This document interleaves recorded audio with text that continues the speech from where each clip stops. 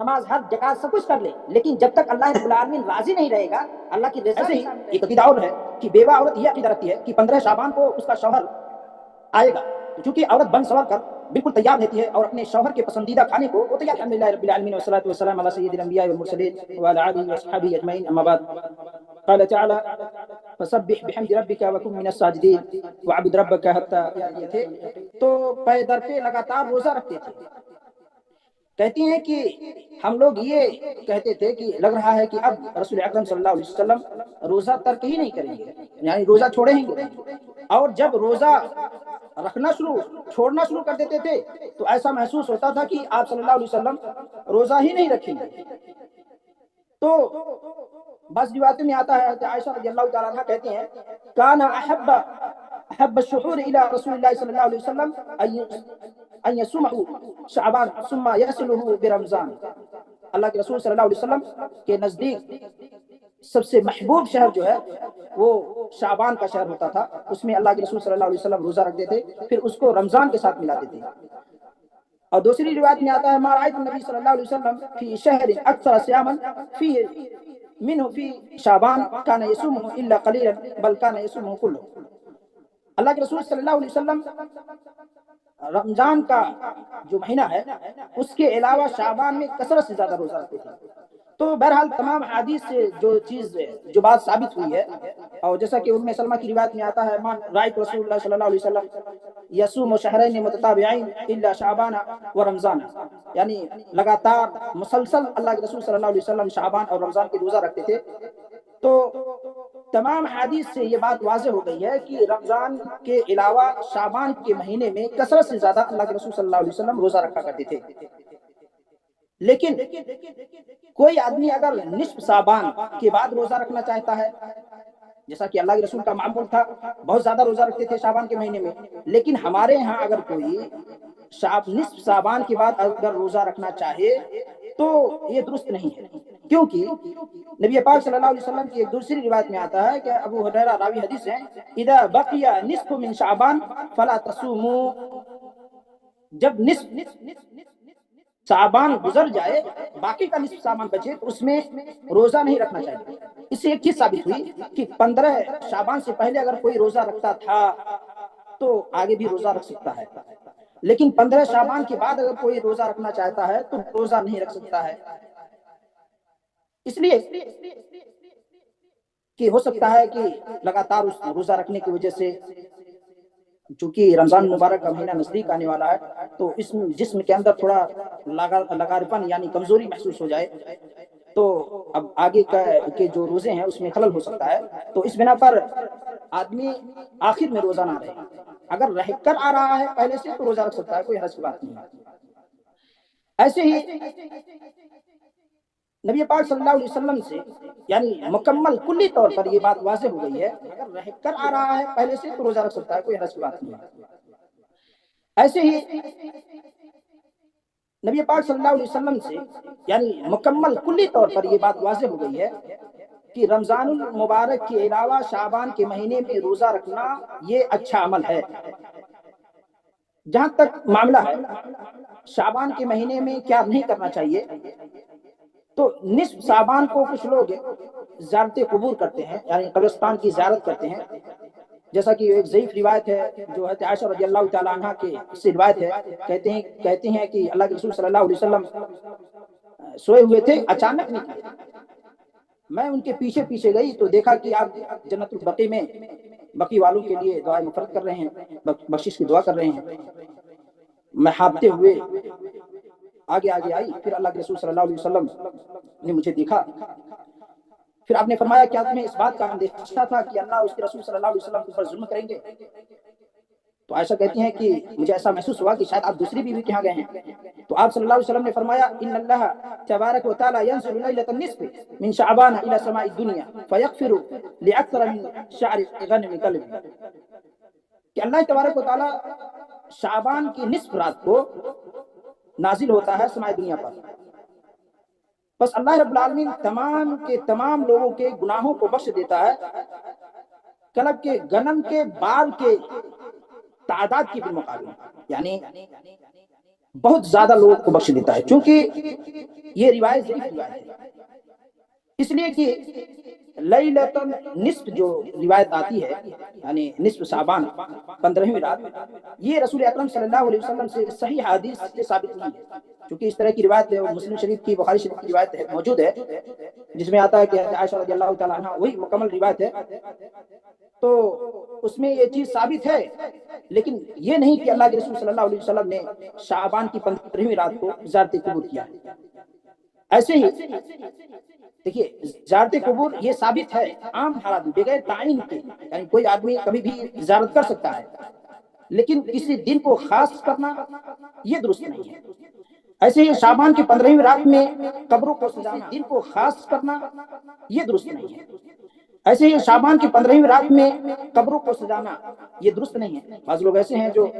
زندگی میں کبھی بھی قبرستان پر نہیں جاتے ہیں، وہاں موت کو یاد نہیں کرتے ہیں، آخرت کو یاد نہیں کرتے ہیں، اپنے بھائی کی بخشش طلب کرنے کے لیے کبھی بھی نہیں گئے، لیکن 15ویں تاریخ کو یہ لوگ قبرستان پر جا کر قبروں کو سجاتے ہیں، قبروں کو صاف کرتے ہیں، جبکہ ایسا کرنا درست نہیں ہے۔ ایسے ہی پٹاخے کا بجانا، پھوڑنا، یہ خوشی کا اظہار کرنا، حلوہ وغیرہ بنانا، یہ بھی درست نہیں ہے۔ ایسے ہی ایک عقیدہ اور ہے کہ بیوہ عورت یہ عقیدہ رکھتی ہے کہ 15 شعبان کو اس کا شوہر آئے گا، چونکہ عورت بن سور کر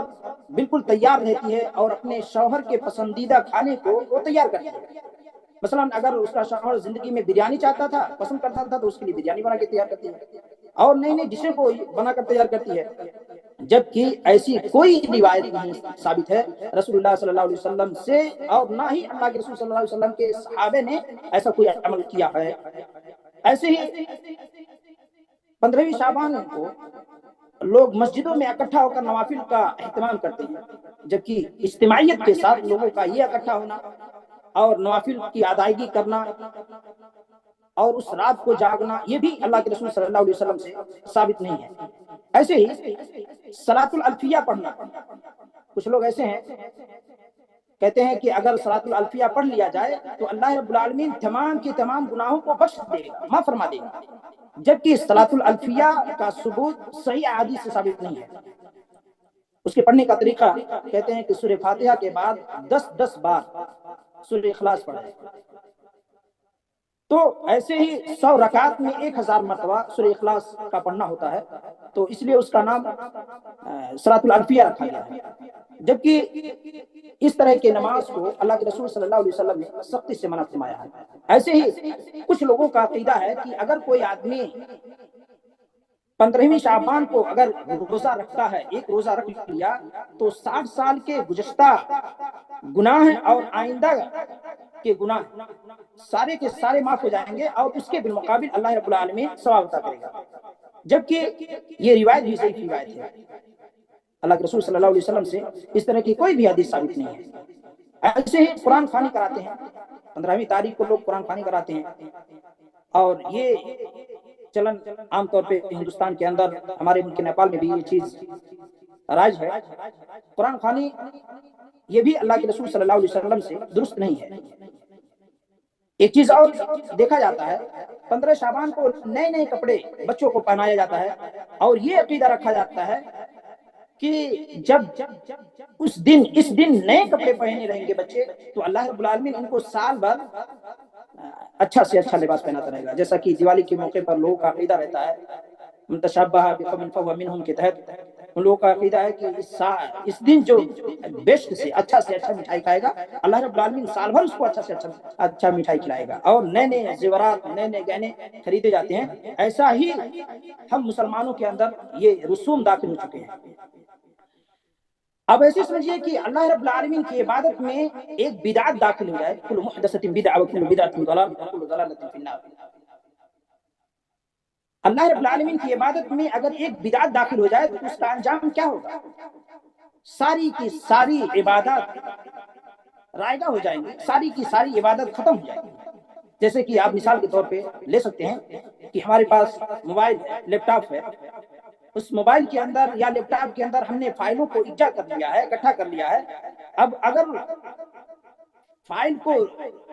کے اندر کوئی وائرس داخل ہو جائے تو اس کا انجام کیا ہوگا؟ ظاہر سی بات ہے فائل یا تو کھلے گی نہیں، یا تو ایسے ہی اڑ جائے گی، خراب ہو جائے گی۔ ایسے ہی ہمارے دین کا معاملہ ہے، عبادت کا معاملہ ہے، کہ اگر ہم نے عبادت کے اندر وائرس کو داخل کر لیا، عبادت کے اندر شرک و بدعت کو داخل کر لیا، تو یقیناً اللہ رب العالمین ان تمام عبادت کو غالب کر دے گا۔ اب یہ شہر صاحبان جو ہے، یقیناً یہ سمجھیے کہ اہمیت والا شہر ہے، کیونکہ اس ماہ میں اعمال اٹھائے جاتے ہیں، اور اللہ کے رسول صلی اللہ علیہ وسلم نے خود کہا ہے کہ میں یہ سمجھتا ہوں کہ میرے اعمال اس حالت میں اٹھائے جائیں کہ میں روزے کی حالت میں رہوں۔ تو اس ماہ میں عام طور پر جو کچھ ہم عبادات اللہ رب العالمین کے لیے کرتے تھے، تہجد کی نماز پڑھتے تھے، تہجد کی نماز اسی طرح پڑھیں، اگر دیگر ایام میں روزہ رکھتے تھے، یہ دن بھی اگر آ جا رہا ہے تو ہم روزہ رکھ سکتے ہیں، کوئی حرج کی بات نہیں، لیکن مختص کر کے کہ ہم شعبان کی 15ویں رات کو تہجد پڑھیں گے، شعبان کی 15ویں رات کو ہم قبروں کی زیارت کریں گے، شعبان ہی کے دن ہم 15ویں تاریخ کو روزہ رکھیں گے، تو یہ عمل اللہ کے رسول صلی اللہ علیہ وسلم سے ثابت نہیں ہے۔ لقد کان فی رسول اللہ اسوۃ حسنہ کے تحت جو کچھ اللہ کے رسول صلی اللہ علیہ وسلم نے کیا ہے وہی ہم کو کرنا چاہیے، جیسا کہ روایت میں آتا ہے کہ اللہ کے رسول صلی اللہ علیہ وسلم کی حدیث ہے، حضرت عائشہ رضی اللہ تعالیٰ عنہ کہتی ہیں، جس شخص نے دین کے اندر بدعت کا ایجاد کیا، جس کا تعلق رسول اکرم صلی اللہ علیہ وسلم سے نہیں ہے، وہ مردود ہے، وہ لائق تحسین نہیں ہے، اور ایسے آدمی کا اعمال یقیناً رب العالمین کے ہاں کوئی فائدہ نہیں دے گا، جیسا کہ رسول اکرم صلی اللہ علیہ وسلم کی حدیث ہے کہ حوض کوثر پہ رسول اکرم صلی اللہ علیہ وسلم موجود ہوں گے اور آپ پانی حوض کوثر پلائیں گے، کچھ لوگ ایسے بھی ہوں گے جن کو فرشتے بھگائیں گے، ڈھکیلیں گے، آپ لوگ بھاگیے بھاگیے بھاگیے، اللہ کے رسول کہیں گے تو میری امت کے لوگ ہیں، ایسا کیا ماجرا ہے؟ کہا اللہ کے رسول صلی اللہ علیہ وسلم آپ کی وفات کے بعد دین میں ان لوگوں نے ایسی بدعتوں کا ایجاد کیا ہے جو کبھی یہ تصور کیا کرتے تھے یہ بدعت حسنہ ہے، یہ بدعت سیئہ ہے، جبکہ ان تمام چیزوں کا شریعت میں کوئی گنجائش نہیں ہے۔ بس ہمارے لیے اسوہ قرآن ہے، احادیث ہے، یہی دو چیزیں ہیں جس پر ہم عمل کر کے دنیا کی بھی زندگی اور آخرت کی بھی زندگی سنوار سکتے ہیں۔ بہرحال یہ شعبان کا مہینہ ہے، اس میں ہم لوگ زیادہ سے زیادہ پہلے سے اگر ہم روزہ رکھ رہے ہیں تو رکھ سکتے ہیں، اس سے ایک فائدہ یہ ہوگا کہ آنے والا جو شہر ہے رمضان المبارک کا، اس میں ہمارے لیے کوئی پریشانی کوئی دقت کا سبب نہیں ہوگا۔ بہرحال رب العالمین سے دعا ہے کہ اللہ تعالیٰ ہم اس پرفتن دور میں ایمان کے اعتبار سے، اخلاق کے اعتبار سے ہر اعتبار سے آزمائش میں مبتلا ہے، رب العالمین ہماری ان آزمائشوں کو کار ثواب کے راستے پہ لگا دے۔ رب العالمین ہم سے جو کوتاہیاں اس ماہ میں ہو رہی ہیں